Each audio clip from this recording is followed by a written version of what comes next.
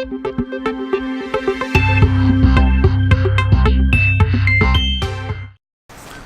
Eric and Jason here. How's it going? We just found where I hope to put our yoga studio, but we were just talking about a daily needs center, right? Yes, as you can see, there's a center on every corner of this intersection, and when you look at it from afar, it looks like you have three of the same centers, but really it's different. As you can see, you have your prominent King Soopers, which is the Kroger shopping center,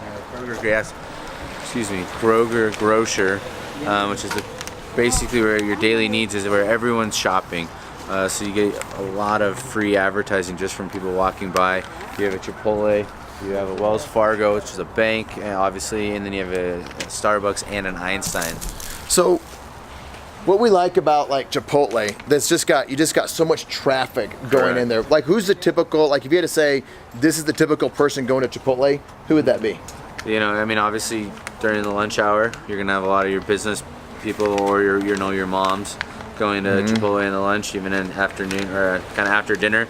Yeah, you still have your typical. You want to find synergies with yoga, fitness, Chipotle. You're gonna have a lot of the same people. You're gonna want to stay with the beauty industry. The beauty industry works well with Chipotle too, or even this type of thing.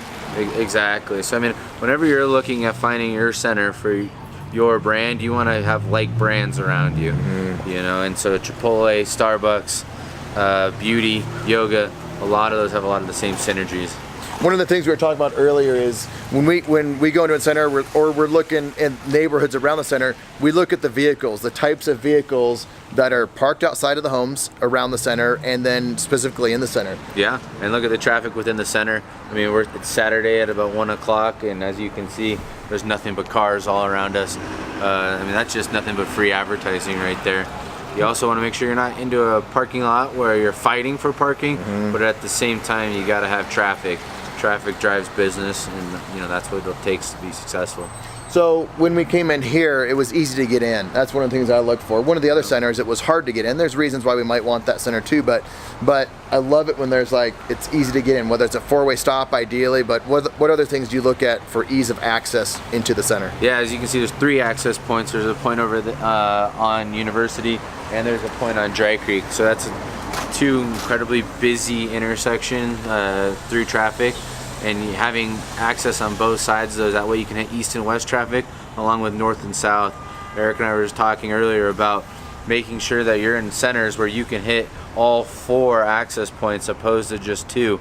A lot of times people don't realize if you're up against the highway or some kind of natural blockers that can really restrict traffic flow from east-west or north-south, that becomes a big problem that people don't realize sometimes. There you have it.